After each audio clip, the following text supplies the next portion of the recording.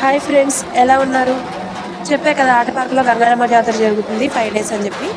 ఇది రెండో రోజు అనమాట. రెండో రోజు ఏంటంటే గ్రామంలో ఉన్న వాళ్ళందరూ కూడా అమ్మవారికి చలివిడి, వడపప్పు, పానకం నివేదన చేయడానికి అని చెప్పి అక్కడ గుడిసెల దగ్గరికి అందరూ కూడా గ్రామ దేవతలు అందరూ అయితే ఎక్కడైతే నిద్రిస్తున్నారో అక్కడికి ఎర్లీ మార్నింగ్ తీసుకొచ్చి అక్కడ నైవేద్యాలు పెట్టడం.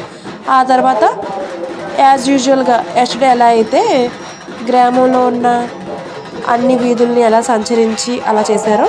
సంచరించారో అమ్మవార్లందరూ ఈరోజు కూడా అలాగే పోతురాజు బాబుతో కలిసి గ్రామ దేవతలందరూ కూడా అన్ని వీధులు కూడా సంచరిస్తారనమాట.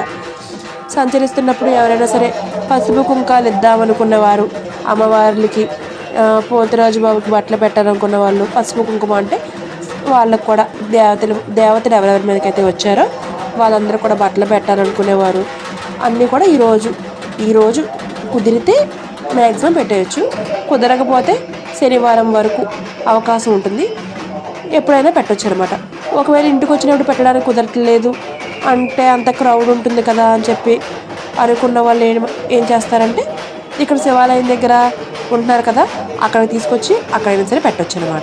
ఈ 5 రోజులు కూడా ఒక్కొక్క రోజు ఒక్కొక్క ఈవెంట్ కండక్ట్ చేస్తారు కదా. ఈరోజు ఏంటంటే సెకండ్ డే. నిన్న కామన్గా కనకడప్పులు ప్రతిరోజు కామన్గా ఉంటాయి. అలాగే కోయి డ్యాన్స్లు అవన్నీ కూడా ఈరోజు ఊరేగింపులో భాగం చేశారు. కనకడప్పులు, ఇంకా కోయి డ్యాన్సులు, డీజే ఇవన్నీ అనమాట. ఇదంతా అయినాక నైట్ అన్ని గ్రామం మొత్తం కూడా అమ్మవార్లు పసుపు ప్రతి గుమ్మానికి వచ్చి పసుపు చల్లుతారు అనమాట. పసుపు కుంక చల్లుతారు. అదంతా అయిపోయినాక సాయంత్రం మళ్ళీ ఎక్కడైతే వాళ్ళు ఈ 5 రోజులు కూడా ఇక్కడే ఉంటారు. ఈ 5 డేస్ జాతరలు ఈ 4 డేస్ కూడా ఇక్కడే ఉంటారు కదా.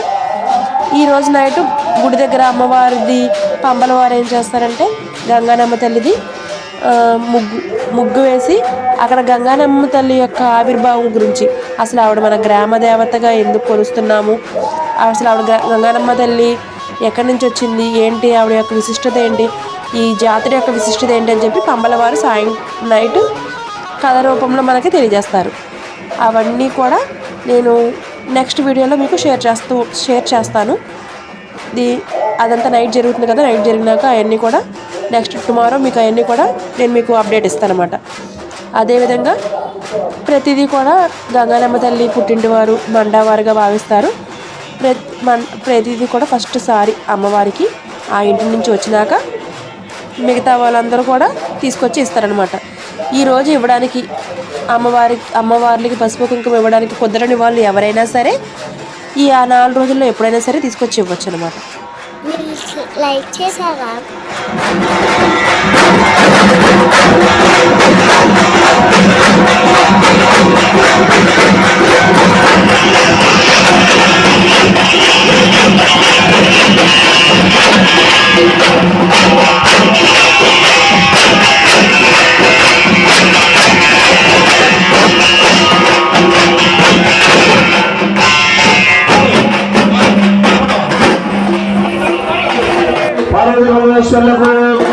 శ్రీరామచంద్రమూర్తికి వాటి పరాశక్తికి సమస్త దేవతలకు